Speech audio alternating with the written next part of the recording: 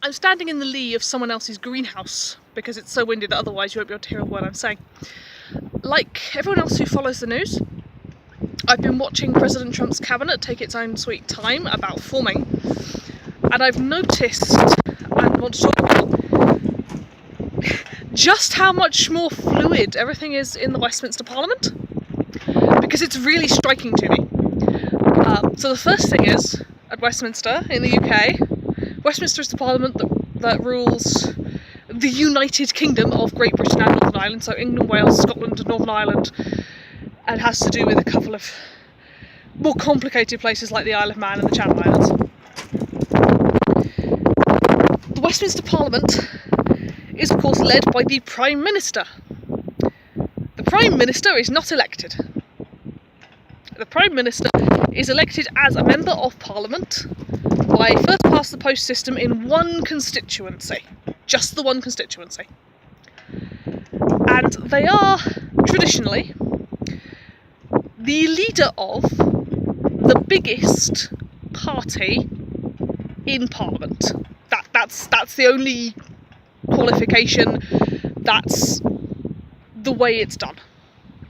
So they are voted in as an MP by the one constituency, who are the only people who get to vote on them for Parliament, and if their party gets the largest number of seats and they get elected themselves, then they're going to be Prime Minister.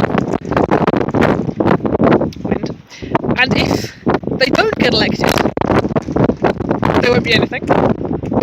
If their party gets the second biggest number of seats, they'll be leader of the opposition instead. But there is not a prime ministerial national election the way there is a presidential election in America. The cabinet is essentially whoever the Prime Minister wants from both houses of Parliament, and they have to have at least one from the House of Lords, because that one is necessary for the government to be able to propose legislation in the House of Lords. That's a sort of practical matter. If you want to propose things in the Lords, you're going to have a member of the Lords in the government, fairly logically. But it's whoever the government ministers and the cabinet are essentially whoever the Prime Minister picks who agrees to do the job. They remain a Member of Parliament, and Parliament doesn't get a veto. Parliament does not vote to approve cabinet members. The Prime Minister chooses. People will resign from the cabinet sometimes if they disagree sufficiently with the government. There's a convention that if you're in the cabinet and you vote against the government's position on anything, you will also resign your position in the cabinet. So this is to encourage you to vote with the government, if at all possible, and as a principle of governmental unity. So people will leave the government sometimes and stay in Parliament because they were always an MP. So resigning from the cabinet just means going back to being a backbencher as a Member of Parliament of their party, probably in good standing, because they have to really seriously rebel to actually get kicked out of the party for that.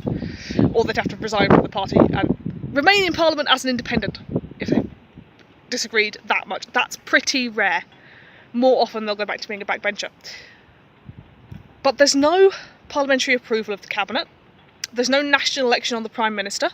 We have the official opposition, Her Majesty's loyal opposition, part of the point of which is, if Parliament votes no confidence in the government, the opposition should be capable of stepping up to form a government without having to hold a general election first. This doesn't in practice happen very often, but it's one of the principles, is that the opposition, the shadow cabinet, should be prepared to step up and do the job, which led to a very entertaining bit of political theatre with the SNP recently, which I will talk about in another video. It means power can be pretty fluid. Take, for instance, Mrs. Theresa May, who is presently the Prime Minister. We didn't have a general election to elect Mrs. May Prime Minister. We didn't have a prime ministerial election. In fact, we had no election whatsoever. Not a single person cast a vote for Mrs. May to be Prime Minister. Because Mr. Cameron stepped down as Prime Minister went to the backbenches. He's since resigned from Parliament. Leader of the Conservative Party therefore needed a new leader who would be Prime Minister. They were going to hold elections just in the Conservative Party for who that leader would be, and they would then be Prime Minister. Only everyone except Mrs May dropped out of the running before they could hold a single vote on it. So she got the job.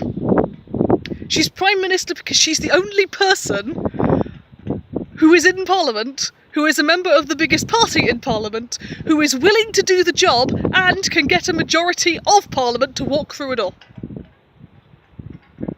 That's it. That's the whole reason. We didn't have a general election because we didn't need one. Because that's not how we do things. But it does mean that our Prime Minister was voted for as Prime Minister by precisely 0 persons.